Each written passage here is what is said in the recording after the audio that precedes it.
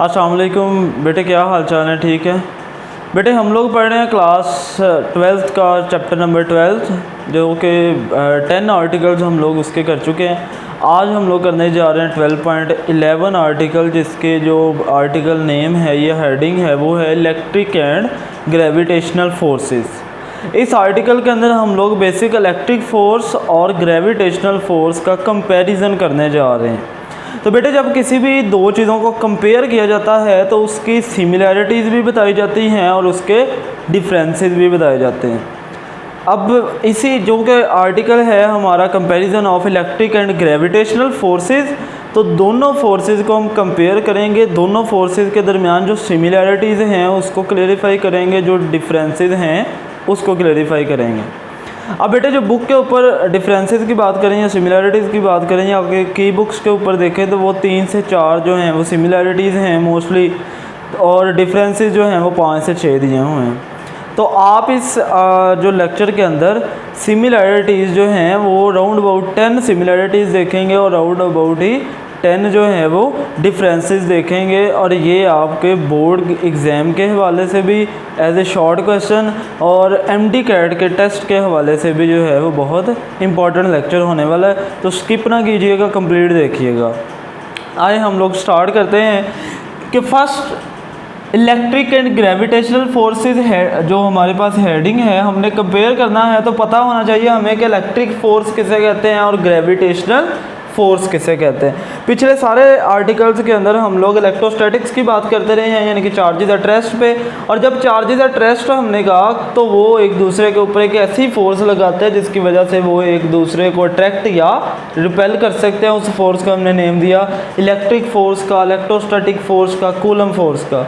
और उसको हम लोग फाइंड कैसे कर सकते हैं? कूलम ने जो ला दिया कि वो इक्वल होगी, इलेक्ट्रिक फोर्स इक्वल होगी के Q1 Q2 over are square. ये सबको पता है कि ये क्या है, कूलम ला पढ़ा हुआ है। अगर किसी बच्चे ने नहीं पढ़ा या किसी को कोई कन्फ्यूजन है तो डिस्क्रिप्शन में लिंक मौजूद है, वो जाके वो लेक्चर देख सकता है।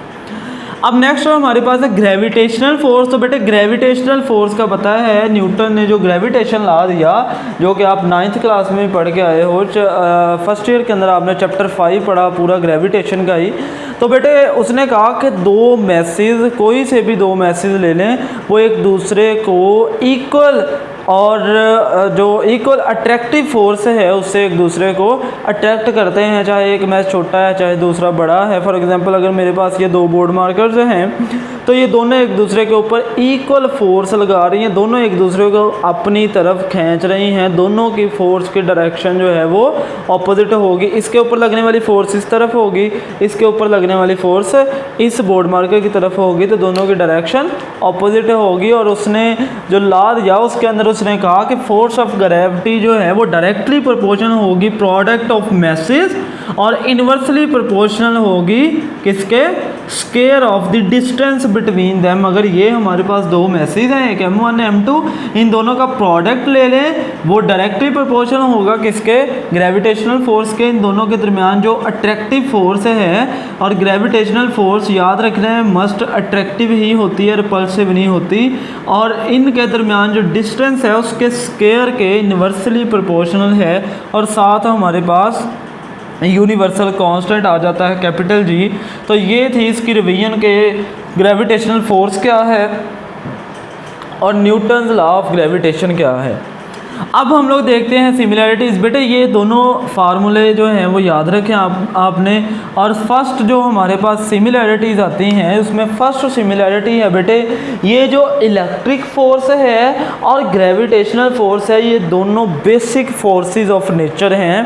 बेसिक फोर्सेस ऑफ नेचर, ऐसी फोर्स जिसका हमें ओरिजिन नहीं पता या अभी तक नहीं पता, हम लोग फाइंड नहीं कर सकते कि ये फोर्स किस वजह से जो है, या अगर ग्रेविटेशन फोर्स देखें तो वो किस वजह से ग्रेविटेशन फोर्स से मैसेज एक दूसरे के ऊपर लगा रहे हैं। उसके लिए थीरीज़ हैं जो आप लोगों ने space time curve Einstein theory पढ़ी, तो उसके अंदर ग्रेविटी को उसने एक्सप्लेन किया, एक्सप्लेनेशन है, लेकिन हम उसकी ओरिजिन जो है वो क्लियर नहीं बता सकते। तो ऐसी फोर्सेस जिनका हम ओरिजिन अभी तक फाइंड नहीं कर सके, उनकी बुनियादी वजह फाइंड नहीं कर सके, ऐसी फोर्सेस को हम नेम देते हैं बेसिक फोर्सेस ऑफ नेचर का। तो बेटे इलेक्ट्रिक फोर्स और ग्रेविटेशनल फोर्स दोनों जो हैं वो क्या हैं, बेसिक फोर्सेस ऑफ नेचर हैं, यानी कि इनके ओरिजिन जो हैं वो अभी तक फाइंड नहीं हो सके। तो फर्स्ट यही सिमिलरिटी है बेटे, बेसिक फोर्सेस ऑफ नेचर, यानी both are basic forces of nature. यहाँ पे आपने सेंटेंस कंप्लीट कर लेना जब सेंटेंस लिखना है कि both are basic forces of nature. अब बेसिक फोर्सेस ऑफ नेचर बेटे 4 होती हैं। फर्स्ट है हमारे पास electric force, second gravitational force, third strong nuclear force और फोर्थ जो है वो वीक न्यूक्लियर फोर्स है। इन चारों के ओरिजिन जो हैं वो अभी तक अनडिफाइंड हैं, उसको हम फाइंड नहीं कर सकते या डिफाइन किए जा सकते कि ये क्यों फोर्सेस मौजूद हैं। तो 4 बेसिक फोर्सेस हैं, याद रखिएगा आप, electric force, gravitational force, strong nuclear force और वीक न्यूक्लियर फोर्स। अब जो हमारे पास सेकंड सिमिलरिटी आ रही है कि ये दोनों फोर्सेस, इलेक्ट्रिक फोर्स और gravitational force, non contact forces हैं, या इसी पॉइंट को ऐसे भी कहा जा सकता है कि बोथ आर फील्ड फोर्सेस। यानी कि ये अगर फॉर एग्जांपल अब कंटैक्ट फोर्स और नॉन कंटैक्ट फोर्स का कंसेप्ट देख लें, अगर मैंने इस चीज़ को, इस बॉडी को मूव करवाना है तो क्या मैं ऐसे ऐसे करके मूव करवा सकता हूँ? अब हम लोग स्पाइडरमैन के शक्तिमान तो है नहीं कि ऐसे मूव करवा, हमें क्या करना पड़ेगा, इसके साथ कांटेक्ट करना पड़ेगा, इसको साथ जो है वो टच करना पड़ेगा। तो जब कांटेक्ट वाली फोर्स होगी तो उसे हम कहते हैं कांटेक्ट फोर्स। और अगर कोई ऐसा ऑब्जेक्ट जो कि उसके साथ टच नहीं कर रहा लेकिन वो फोर्स लगा रहा है तो हम उसे क्या कहते हैं, नॉन कांटेक्ट। उस फोर्स को क्या कहते हैं, नॉन कांटेक्ट फोर्स या फील्ड फोर्स भी कहा जा सकता है, कि उसका पर्टिकुलर एक फील्ड होगा, पर्टिकुलर रीजन होगा उस बॉडी के क्रॉस, जिसकी वजह से, जिसके अंदर कोई ऑब्जेक्ट, उस फील्ड के अंदर कोई ऑब्जेक्ट आएगा तो वो उसके ऊपर फोर्स लगा रहा है। जैसे अभी मैं इसको छोड़ दूंगा तो ये किस तरह मूव करेगी, ये अर्थ की तरफ मूव करना शुरू कर देगी। तो ग्रेविटेशनल फोर्स वो अर्थ जो है वो हाथ में निकाल के तो नीचे की तरफ नहीं खींचती, बल्कि उसके फील्ड में जब कोई चीज़ आती है तो वो उसको क्या करती है, उसके ऊपर फोर्स लगाती है, उसे अपने सेंटर की तरफ जो है वो अट्रैक्ट करती है। सिमिलरली जब 2 पॉइंट चार्जेस पड़े हों हमारे पास, एक Q1 है Q2 है, दोनों के दरमियान डिस्टेंस R है, तो बेटे इसका एक पर्टिकुलर फील्ड है। इसके कोई 5-6 हाथ नहीं है कि इसको खींच के जो है वो अपने पास कर लेगा या जो बाहर की तरफ फेंक देगा, रिपेल कर देगा। दूसरे चार्जेस को ये अपने फील्ड की वजह से कांटेक्ट नहीं करता, डायरेक्ट कांटेक्ट नहीं करता। ये नहीं होता कि ये चार्ज जो है ये इसके अंदर टकरा रहा है और टकरा के जो है वो धक्का लगा कभी बाहर खींच रहा है, कभी जो है वो अपनी तरफ लेके आ रहा है। तो ये कांटेक्ट फोर्सेस हैं दोनों, gravitational force, sorry non contact forces हैं दोनों जो हैं, ग्रेविटेशनल फोर्स और electric force are non contact forces. तो आप सेंटेंस कंप्लीट कर लेंगे, both are non contact forces, या आप ये भी लिख सकते हैं बोथ आर फील्ड फोर्सेस, के ये दोनों फोर्सेस जो हैं ये किस वजह से दूसरी बॉडी के ऊपर लगती हैं, ये फील्ड फोर्सेस हैं, ये कोई ना कोई फील्ड रखती हैं जिसके अंदर, जब उस फील्ड के अंदर, उस रीजन के अंदर, उस स्पेस के अंदर कोई चीज़ आएगी तो ये फोर्स उस चीज़ के ऊपर लगना शुरू हो जाती है।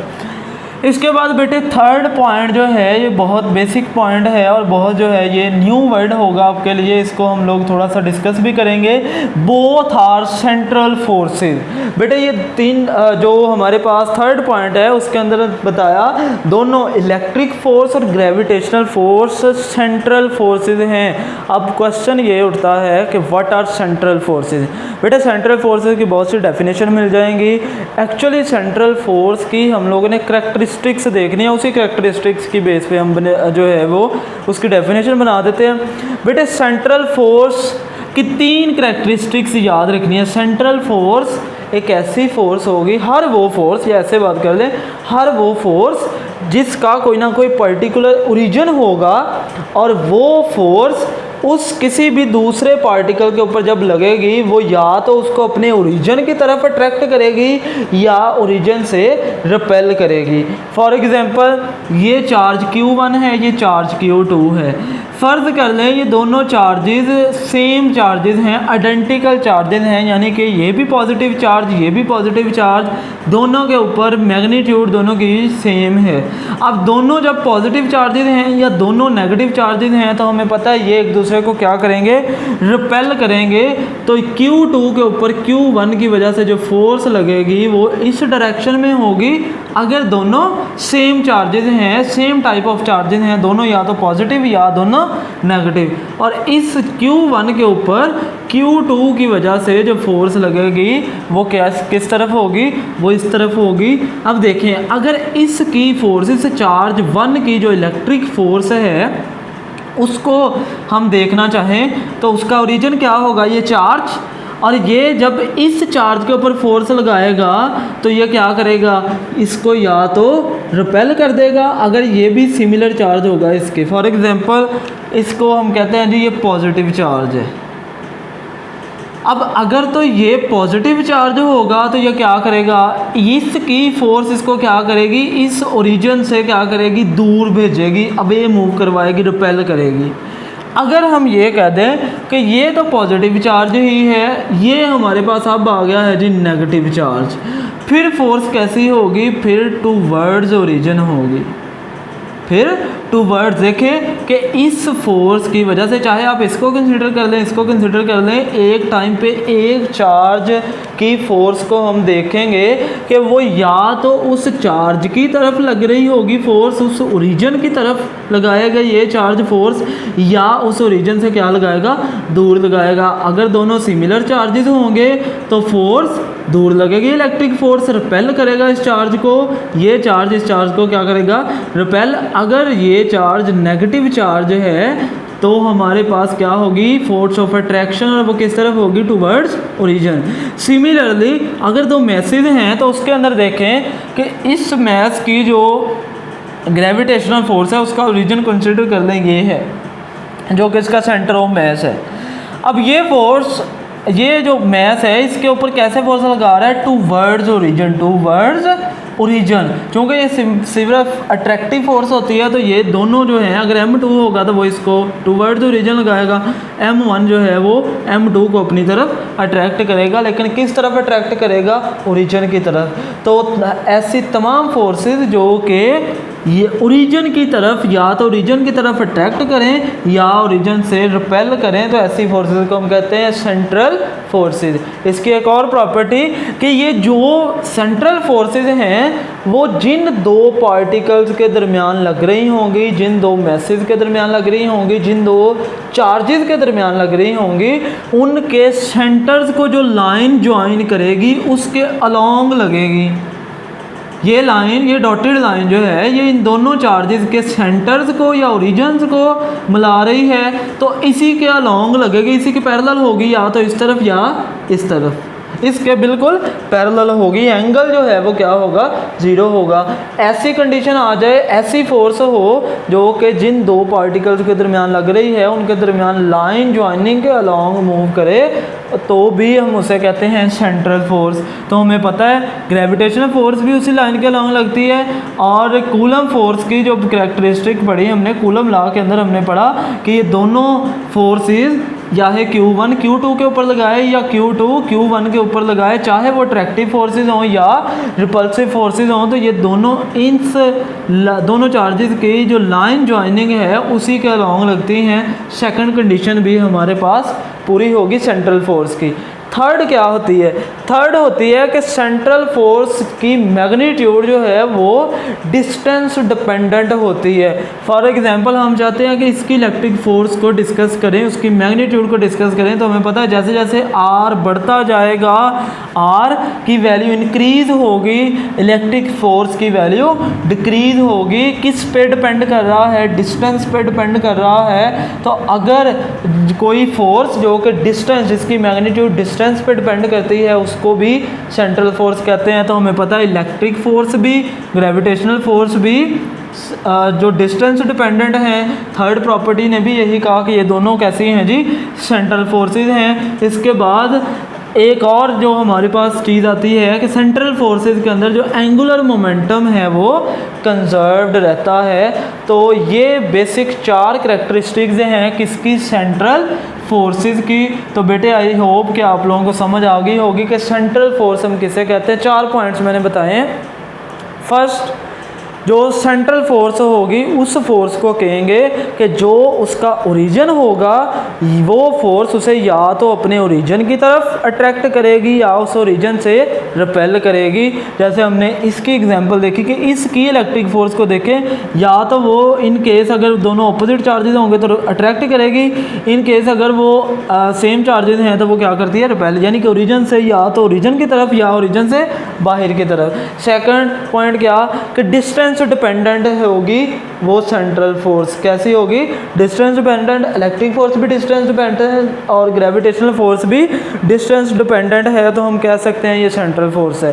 थर्ड जो हमारे पास आ गया पॉइंट कि ये सेंट्रल फोर्सेस जो जिन 2 पॉइंट्स के दरमियान या जिन 2 चार्जेस के दरमियान, जिन 2 मैसेज के दरमियान लगेगी, उसके दरमियान जो लाइन उनको ज्वाइन करेगी, उनके सेंटर्स को, रीजन्स को, उसके अलोंग लगेगी। तो दोनों एक्सप्लेन कर दी, वो भी अलोंग ही होती है, ग्रेविटेशनल फोर्स भी और इलेक्ट्रिक फोर्स भी।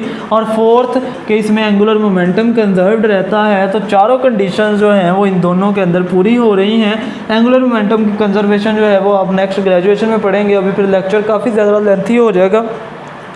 तो ये बेटे सेंट्रल फोर्सेस हैं, बोथ आर सेंट्रल फोर्सेस, और सेंट्रल फोर्सेस का कंसेप्ट भी मैंने आपको दे दिया है। अब बेटे फोर्थ पॉइंट जो है हमारे पास क्या, जो अभी हम डिस्कस कर चुके हैं कि acts along the both forces, आप ऐड कर लीजिएगा यहाँ पे सेंटेंस जब लिखेंगे, both forces acts along the line joining 2 charges or masses. अगर इलेक्ट्रिक फोर्स की बात करेंगे तो वो भी इन दोनों चार्जेस के दरमियान जो लाइन ज्वाइन करेगी उसके अलोंग होगी, और अगर ग्रेविटेशनल फोर्स की बात करेंगे तो फिर जो 2 मैसेज होंगे उनके दरमियान जो रीजन्स को या सेंटर ऑफ मैसेज को जो लाइन ज्वाइन करेगी उसके अलोंग फोर्स लगेगी, फोर्स ऑफ ग्रेविटेशन।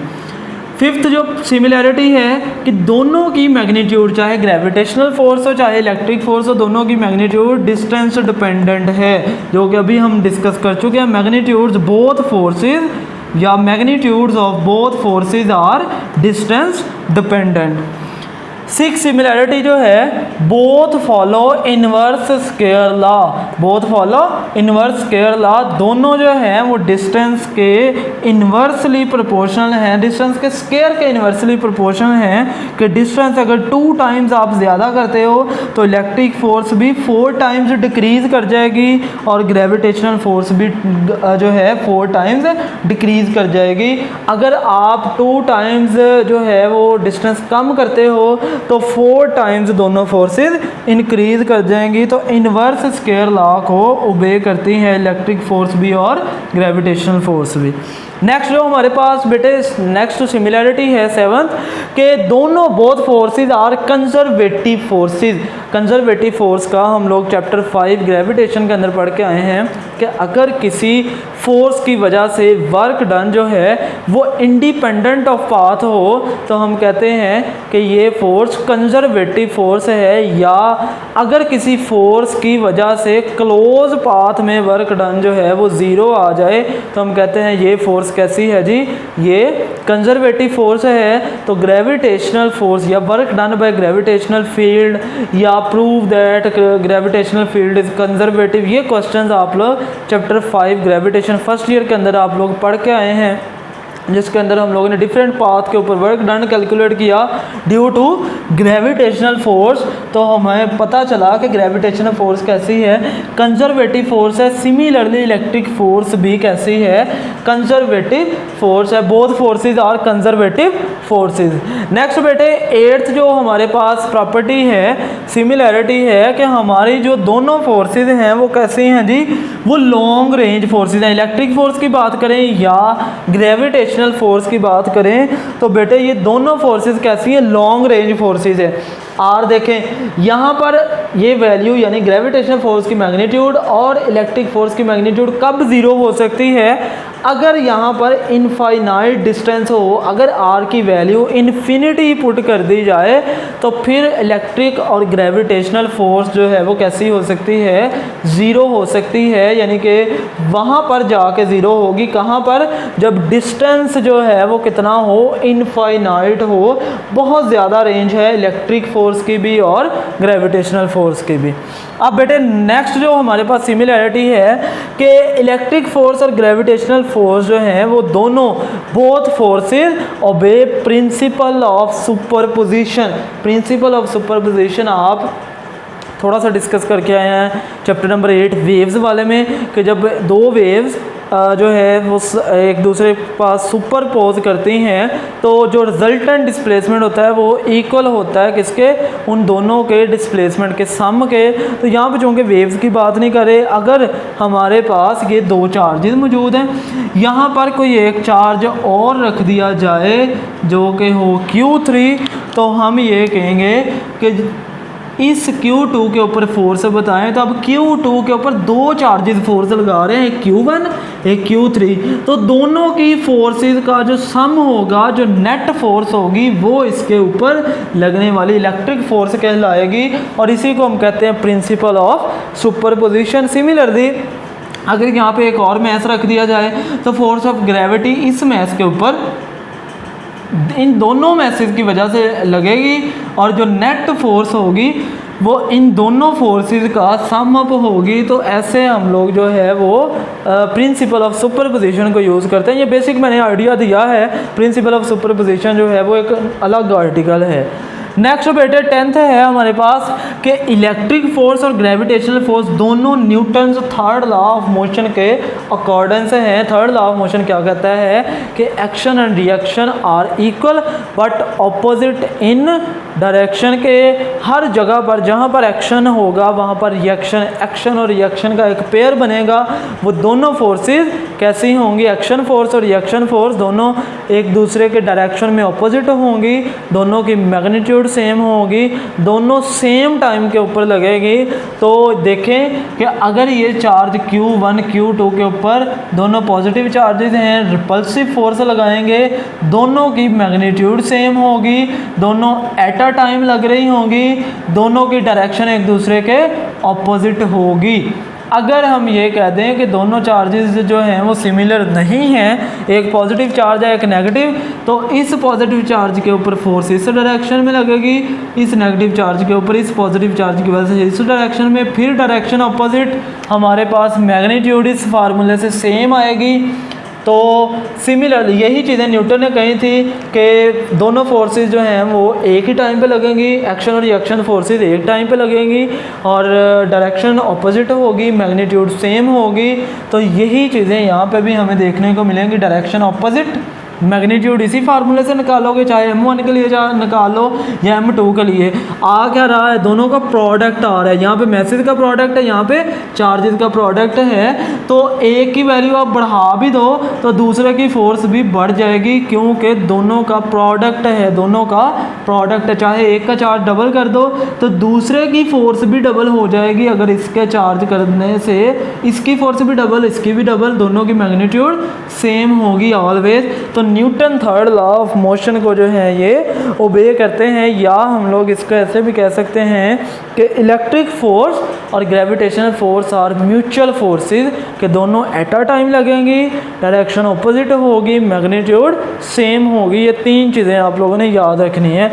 इसके बाद जो लास्ट हमारे पास सिमिलरिटी है कि दोनों डिपेंड करती हैं किस पे, प्रोडक्ट ऑफ चार्जेस और मैसेज। प्रोडक्ट जो जब आ जाएगा दोनों चार्जेस या दोनों मैसेज का, तो आप जिस भी चार्ज या जिस मैस की, आप चाहे M1 की वैल्यू बढ़ा दो कम कर दो, चाहे आप M2 की वैल्यू बढ़ा दो कम कर दो, तो इसकी वजह से जो ग्रेविटेशन फोर्स होगी वो ऑलवेज इक्वल होगी m2 की वजह से जो ग्रेविटेशन फोर्स इसके ऊपर लग रही होगी, दोनों की मैग्नीट्यूड क्या होगी, सेम होंगी। ऐसे ही चार्जेस में से किसी भी चार्ज की वैल्यू बढ़ा दी जाए तो हमारे पास जो इलेक्ट्रिक फोर्स की वैल्यू है दोनों चार्जेस के क्या होगी, हमेशा सेम होगी। ये थी बेटे सिमिलैरिटीज़। आई होप कि आप लोगों को समझ आ गई होंगी। और अब हम लोग देखेंगे इसके डिफरेंसेस या डिसिमिलैरिटीज़ नेक्स्ट सेशन के अंदर हम लोग देखते हैं। जी बेटे, अब हम लोग देखने जा रहे हैं इलेक्ट्रिक फोर्स और ग्रेविटेशनल फोर्सेस के जो डिफरेंसेस हैं या डिसिमिलैरिटीज़ हैं वो अब हम लोग देखते हैं। तो बेटे जब डिसिमिलैरिटीज़ आप लोग बताएंगे तो एक तरफ आपने कॉलम 2 टेबल बना लेने हैं, एक तरफ इलेक्ट्रिक फोर्स और दूसरी तरफ ग्रेविटेशनल फोर्स। तो फर्स्ट हम लोग नेचर पे बात करते हैं कि इलेक्ट्रिक फोर्स की नेचर कैसी है, ग्रेविटेशनल फोर्स की कैसी है। तो जैसे पहले बता दिया कि इलेक्ट्रिक फोर्स जो दो चार्जेस के दरमियान होगी वो अट्रैक्टिव भी हो सकती है और रिपल्सिव भी हो सकती है। तो आप लिखोगे इट मे बी अट्रैक्टिव और रिपल्सिव। जबकि ग्रेविटेशनल फोर्स ऑलवेज अट्रैक्टिव, ये हमेशा दो बॉडीज़ एक दूसरे को अट्रैक्ट ही करेंगी, दो मैसेज एक दूसरे को हमेशा अट्रैक्ट ही करेंगे। इलेक्ट्रिक फोर्स के अंदर क्या चीज़ आ रही है, चार्जेस। ग्रेविटेशनल फोर्स के अंदर क्या चीज़ आ रही है जी, मैसेज। तो इलेक्ट्रिक फोर्स जो है वो चार्जेस पे एक्ट करेगी, चार्ज्ड बॉडीज़ के ऊपर एक्ट करेगी और इसकी मैग्नीट्यूड चार्जेस पे डिपेंड करेगी। जबकि हमारे पास जो ग्रेविटेशनल फोर्स है वो मैसेज के ऊपर एक्ट करेगी और मैसेज जितने होंगे, दो बॉडीज़ का जितना मैस होगा उस पर डिपेंड करती है, उन दोनों बॉडीज़ के प्रोडक्ट पे डिपेंड करती है क्या, फोर्स ऑफ ग्रेविटी या ग्रेविटेशनल फोर्स। तो यही लिखा हुआ act upon charges and act upon message. Gravitational force message पे एक्ट करती है, चार्जेस जो इलेक्ट्रिक फोर्स है वो किसके ऊपर, चार्जेस के ऊपर एक्ट करती है। अब इलेक्ट्रिक फोर्स की मैग्नीट्यूड की बात करते हैं और ग्रेविटेशनल फोर्स की मैग्नीट्यूड की बात करते हैं। जो हमारी थर्ड डिसिमिलैरिटी है कि इलेक्ट्रिक फोर्स की मैग्नीट्यूड बच्चे पॉजिटिव भी हो सकती है और नेगेटिव भी हो सकती है, दोनों पॉसिबिलिटीज़ हैं। क्यों, हमारे पास दो चार्जेस हैं, मे बी एक चार्ज पॉजिटिव हो दूसरा चार्ज नेगेटिव हो, या एक चार्ज नेगेटिव हो दूसरा चार्ज पॉजिटिव हो, तो प्रोडक्ट हमेशा ऑपोजिट साइंस का कैसा आता है, नेगेटिव। और अगर दोनों चार्जेस सिमिलर चार्जेस होंगे, यानी कि एक का नेगेटिव दूसरा भी नेगेटिव, एक पॉजिटिव दूसरा भी पॉजिटिव, तो फिर हमारे पास मैग्नीट्यूड की वैल्यू क्या आएगी, पॉजिटिव। यहाँ पे एक बात याद रखनी है बेटे, अगर कूलम फोर्स या इलेक्ट्रिक फोर्स या इलेक्ट्रोस्टैटिक फोर्स की मैग्नीट्यूड आपको दे दी जाए प्लस में, तो आपने ये याद रखना है कि दोनों चार्जेस कैसे होंगे, सिमिलर चार्जेस होंगे, या तो दोनों पॉजिटिव होंगे या दोनों नेगेटिव चार्जेस होंगे। और फिर इन दोनों, जब दोनों सिमिलर चार्जेस हैं, सिमिलर चार्जेस, तो दोनों के दरमियान फोर्स कैसी होगी, हमेशा रिपल्सिव होगी। अगर नेगेटिव साइन आ जाए, मैग्नीट्यूड में नेगेटिव साइन दिया हो, तो बताएं ये फोर्स कैसी, अट्रैक्टिव या रिपल्सिव। तो पता हो चल जाना चाहिए कि दोनों चार्जेस की मैग्नीट्यूड जो है, फोर्स की मैग्नीट्यूड नेगेटिव आई, इसका मतलब दोनों में से कोई एक नेगेटिव चार्ज है, दोनों यानी कि एक पॉजिटिव है दूसरा नेगेटिव, ऑपोजिट चार्जेस हैं, तो ऑपोजिट चार्जेस के दरमियान हमेशा अट्रैक्टिव फोर्स होती है। अब बारी आ जाती है ग्रेविटेशनल फोर्स की। बेटे मैथ कभी पॉजिटिव नेगेटिव देखा है, मैथ ऑलवेज पॉजिटिव होता है, तो m1 भी पॉजिटिव m2 भी पॉजिटिव। ग्रेविटेशनल फोर्स की वैल्यू हमेशा पॉजिटिव होगी, हमेशा पॉजिटिव होगी, नेगेटिव कभी भी नहीं हो सकती। तो magnitude of gravitational force always positive, but magnitude of electric force में भी पॉजिटिव में भी नेगेटिव। ये डिसिमिलैरिटी होगी थर्ड। फोर्थ डिसिमिलैरिटी जो दोनों के अंदर है कि बेटे इसके अंदर आ रहे हैं चार्जेस, इसके अंदर आ रहे हैं मैसेज। अब चार्ज हमें पता है कि क्वांटाइज्ड फॉर्म है, चार्ज जो है वो क्वांटाइज्ड चार्ज होगा, यानी कि चार्ज ये नहीं हो सकता कि 10.5 कूलम, चार्ज ये नहीं हो सकता 9.5 कूलम, यानी कि चार्ज की डिस्क्रीट वैल्यूज़ होंगी, 1 coulomb, 2 coulomb, 3 coulomb, 4 coulomb, 5 coulomb, 1 और 2 के दरमियान में नहीं वैल्यू हो सकती 1.5 कूलम। अब एक चार्ज है, फॉर एग्जांपल ये चार्ज है हमारे पास, इस ये चार्ज है, इसके ऊपर चार्ज कितना हो सकता है, या तो 1 कूलम प्लस में हो सकता है या माइनस में हो सकता है, +2 कूलम हो सकता है। क्योंकि चार्ज को हम कट नहीं कर सकते, इसको ये नहीं कह सकते कि ये 0.5 कूलम चार्ज हो गया है, ये 0.5 कूलम चार्ज हो गया। चार्ज को कभी भी कट नहीं कर सकते, तो इसलिए क्वांटाइज्ड चार्ज होगा। इलेक्ट्रिक फोर्स के अंदर चार्ज कैसा होता है, क्वांटाइज्ड होता है। उसकी कोई स्पेसिफिक वैल्यूज़ होती हैं जो कि हम ले सकते हैं। चार्ज को याद रखना है, कट नहीं किया जा सकता, ऐसी वैल्यूज़ नहीं आ सकती। जबकि ग्रेविटेशनल फोर्स के अंदर क्या चीज़ आ रही है, मैसेज आ रहे हैं। तो मैस आपका 5.2 kg भी हो सकता है, मैस 3 kg भी हो सकता है, 3.4 kg भी हो सकता है, 9.99 kg भी हो सकता है। तो मैस की कोई भी वैल्यू आ सकती है, मैसेज किसी भी वैल्यू के हो सकते हैं। ये 4th डिसिमिलरिटी होगी। अब 5th डिसिमिलरिटी है कि इन दोनों फोर्सेस को डिफाइन या एक्सप्लेन कैसे किया जाता है।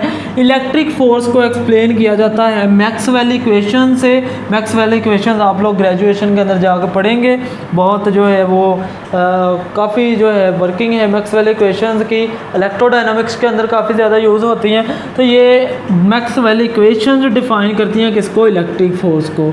जबकि ग्रेविटेशनल फोर्स का आप चैप्टर 5 फर्स्ट ईयर के अंदर पढ़ के आए हैं, आइंस्टाइन व्यू ऑफ ग्रेविटेशन। तो उसके अंदर उसने स्पेस टाइम एक कर्व्ड बताया था कि स्पेस टाइम एक कर्व है, जैसे कर्वेचर है। जैसे एक रबर की शीट ले लें तो उसके ऊपर हैवी मैसेज रखेंगे, अगर जहाँ पर जितना ज़्यादा हैवी मैस होगा वहाँ पे उतना ज़्यादा कर्वेचर प्रोड्यूस होगा। तो ये सारा आप लोगों ने पढ़ा हुआ है। तो ग्रेविटेशनल फोर्स को कौन सी चीज़ डिफाइन करती है, कौन सी चीज़ एक्सप्लेन करती है, बेटे स्पेस टाइम कर्वेचर। फिर बेटे 6 जो डिसिमिलरिटी है, इलेक्ट्रिक फोर्स एक स्ट्रॉन्ग फोर्स है जबकि ग्रेविटेशनल फोर्स एक वीक फोर्स है। तो बेटे इसको हम लोग देखते हैं हाइड्रोजन एटम के अंदर। हमने कंसिडर कर दिया ऑर्डिनरी हाइड्रोजन जिसके अंदर एक प्रोटॉन है, न्यूक्लियस के अंदर एक इलेक्ट्रॉन है जो कि रिवॉल्व कर रहा है शेल के अंदर। अब बेटे ये दोनों मैस भी रखते हैं, चार्ज भी रखते हैं, इनके दरमियान फोर्स ऑफ ग्रेविटी भी होगी, ग्रेविटेशनल फोर्स भी होगी और इलेक्ट्रिक फोर्स भी होगी। इलेक्ट्रिक फोर्स कैसे फाइंड करेंगे, दोनों के चार्जेस की वैल्यू, प्रोटॉन की चार्ज की मैग्नीट्यूड, इलेक्ट्रॉन के चार्ज की मैग्नीट्यूड यहाँ पुट करें, के की वैल्यू पुट करें। आर जो है वो दिया हुआ है 5.3 × 10⁻11 मीटर होता है रेडियस ऑफ हाइड्रोजन एटम। तो ये वैल्यूज पुट करने के बाद जो हमारे पास इलेक्ट्रिक फोर्स की वैल्यू आएगी वो आएगी 8.2 × 10⁻⁻8 न्यूटन। ये आप कैलकुलेट कर सकते हैं।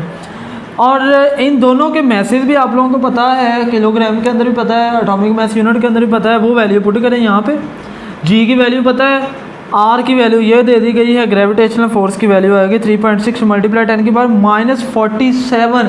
देखिए पावर जितनी माइनस में होगी यानी कि वैल्यू उतनी ज़्यादा छोटी है। अगर इन दोनों की रेशो ले ली जाए Fe डिवाइडेड बाय Fg यानी इलेक्ट्रिक फोर्स और ग्रेविटेशन फोर्स के दरमियान रेशो लें तो आंसर हमारे पास आता है 2.3 × 10⁻⁻39 न्यूटन।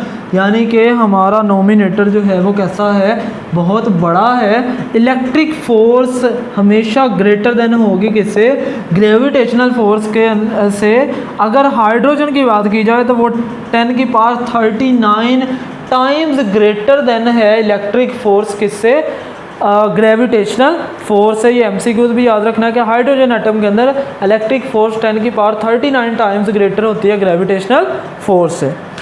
अब बेटे ये स्ट्रॉन्ग क्यों होती है और ये वीक क्यों होती है, इसकी एक जो हमारे पास वजह जो हमें दिखाई देती है कि इसमें भी एक कांस्टेंट है, इसमें भी एक कांस्टेंट है। इस कांस्टेंट की वैल्यू जिसको हम कूलम्स कांस्टेंट कहते हैं या इलेक्ट्रोस्टैटिक कांस्टेंट कहते हैं या जो है हमारे पास जनरल कांस्टेंट इसको नेम दिया जाता है। तो इसकी वैल्यू कितनी है, 9 × 10⁻⁻9 न्यूटन मीटर स्क्वायर पर कूलम्स के। कब है ये वैल्यू, याद रखना जब फ्री स्पेस है, जब दो चार्जेस के दरमियान का कैसा मीडियम है, फ्री स्पेस है, ये के की वैल्यू मीडियम डिपेंडेंट है। अब और ये कूलम लॉ के अंदर हम लोग काफ़ी पढ़ चुके हैं। अब नेक्स्ट हमारे पास जो ग्रेविटेशनल कांस्टेंट है, जो कि यूनिवर्सल कांस्टेंट है, जिसकी वैल्यू कभी चेंज नहीं होनी, वो है 6.67 मल्टीप्लाई 10⁻⁻11 न्यूटन मीटर स्क्वायर पर केजी स्क्वायर। देखिए यहाँ पे पावर कौन सी आ रही है, -11, यहाँ पे +9। तो कितना डिफरेंस है दोनों के अंदर, ये के जो है वो कितना ज़्यादा है किससे, जी से। तो इस वजह से हमारे पास electric force always greater than होगी ग्रेविटेशनल फोर्स से। इसके बाद एक तो जो डिसिमिलरिटीज़ हैं वो और रहती हैं, अब हम लोग वो देखने जा रहे हैं। जी बेटे, अभी हमने 7 प्रॉपर्टीज़ डिस्कस कर ली। अब 8th जो है हमारे पास वो है इसी कांस्टेंट से रिलेटेड, जिसकी वैल्यू अभी हमने पढ़ी। के की वैल्यू जो हमने देखी 9 × 10⁻⁹ न्यूटन मीटर स्क्वायर पर कूलम स्क्वायर है, वो फ्री स्पेस के लिए है। वहाँ पे बताया मैंने कि अभी हम पढ़ के फ़ारिग हुए हैं कि मीडियम डिपेंडेंट है के की वैल्यू, लेकिन जी की वैल्यू जो है वो मीडियम पे डिपेंड नहीं करती, वो ऑलवेज वही रहती है। तो के को हम कहते हैं जनरल कांस्टेंट, और जी जो है जिसे ग्रेविटेशनल कांस्टेंट कहते हैं वो क्या है, यूनिवर्सल कांस्टेंट है। के जनरल कांस्टेंट मींस कि इसकी वैल्यू चेंज हो सकती है, ये मीडियम पे डिपेंड करती है इसकी वैल्यू। अब नेक्स्ट प्रॉपर्टी देखें कि अगर के की वैल्यू मीडियम पे डिपेंड करती है तो इसका मतलब के की वैल्यू चेंज होने से इलेक्ट्रिक फोर्स भी चेंज होगी। जी की वैल्यू चूँकि मीडियम पे डिपेंड नहीं करती, तो मीडियम चेंज करने से जी की वैल्यू चेंज नहीं होगी। इसका मतलब ग्रेविटेशनल फोर्स की वैल्यू भी चेंज नहीं होगी। इसका मतलब है कि इलेक्ट्रिक फोर्स मीडियम डिपेंडेंट है और gravitational force independent of medium है। लास्ट जो प्रॉपर्टी हम लोग पढ़ने जा रहे हैं, जो 10th है बेटे, ये इलेक्ट्रिक फोर्स के लिए हमने पढ़ी एप्लीकेशन ऑफ गाज़ीज़ लॉ। तो गाज़ीज़ लॉ की जो फर्स्ट एप्लीकेशन है, electric field due to hollow charge carrying sphere, के अगर किसी स्फीयर के आउटसाइड चार्ज हो तो फिर जो है वहाँ पे electric field inside electric field क्या होगा, चार्ज उस स्फीयर के अंदर चार्जेस की वजह से जो इलेक्ट्रिक इंटेंसिटी वो कितनी होगी, तो वो हमने पढ़ा कि वो 0 होती है। अगर किसी ने वो लेक्चर नहीं देखा हुआ, उसका भी लिंक डिस्क्रिप्शन में मौजूद है, वो देख सकते हैं। तो बेटे वहाँ पे हमने पढ़ा कि इलेक्ट्रिक फील्ड से हम चीज़ों को महफूज रख सकते हैं। कैसे महफूज रख सकते हैं, अगर किसी भी बॉडी या किसी इंस्ट्रूमेंट को जिसको बैरूनी एक्सटर्नल इलेक्ट्रिक फील्ड से, एक्सटर्नल फोर्सेस से, एक्सटर्नल इलेक्ट्रिक फोर्सेस की वजह से बचाना हो, हम उसको क्या करेंगे, किसी मेटल के बॉक्स के अंदर रख देंगे। मेटल बॉक्स के अंदर जब प्लेस होगा तो बाहर से जो स्टैटिक चार्जेस की वजह से इलेक्ट्रोस्टैटिक फोर्स लगेगी, उसका असर जो है वो नहीं होगा। इलेक्ट्रिक फील्ड इंटेंसिटी अंदर जो है उस मेटल बॉक्स के क्या होगी, 0 होगी। इसकी एप्लीकेशन के अंदर हमारे पास अगर देखें, जो बिजली है, लाइटनिंग जो है, जो आसमानी बिजली गिरती है, वो स्टैटिक चार्जेस ही होते हैं। अब अगर आप गाड़ी के अंदर बैठे हो तो आप बिल्कुल महफूज हैं उस स्टैटिक चार्जेस की फील्ड की वजह से, क्योंकि आप एक मेटल के बॉक्स के अंदर बैठे हैं। इंटरनल उसके इंटीरियर में इलेक्ट्रिक फील्ड इंटेंसिटी कितनी होगी, 0 होगी। तो यही है लास्ट डिसिमिलरिटी के इलेक्ट्रिक फोर्स को हम शील्ड कर सकते हैं, इलेक्ट्रिक फोर्स को रोका जा सकता है। हम इलेक्ट्रिक फोर्स स्टैटिक चार्जेस की वजह से जो इलेक्ट्रिक फोर्स है उससे महफूज रह सकते हैं, उससे बच सकते हैं। लेकिन ग्रेविटेशनल फोर्स को शील्ड नहीं किया जा सकता। आप चाहे किसी मेटल के बॉक्स के अंदर फिट हो जाएं, जहाँ पर मर्जी चले जाएं, आप चाहे समुंदर की तह में चले जाएं, चाहे आप आसमान की बुलंदी में चले जाएं, ग्रेविटेशनल फोर्स हर जगह पर आप पर अप्लाई होगी, हर बॉडी के ऊपर अप्लाई होगी, इसको शील्ड नहीं किया जा सकता। तो ये बेटे आज का लेक्चर है हमारा। हमने पढ़ी 10 सिमिलरिटीज़ और 10 डिसिमिलरिटीज़। आई होप कि आप लोगों को समझ आ गई होगी। Thank you so much. अगर आप लोगों को लेक्चर की समझ आई है तो बेटे आपसे रिक्वेस्ट है कि आप ये वीडियो जो है वो नेक्स्ट शेयर भी करें और चैनल को सब्सक्राइब भी करें, मुझे सपोर्ट करें, ताकि मैं इससे मज़ीद अच्छे लेक्चर्स आप लोगों के लिए लेके आऊँ। Thank you so much. अल्लाह हाफिज़।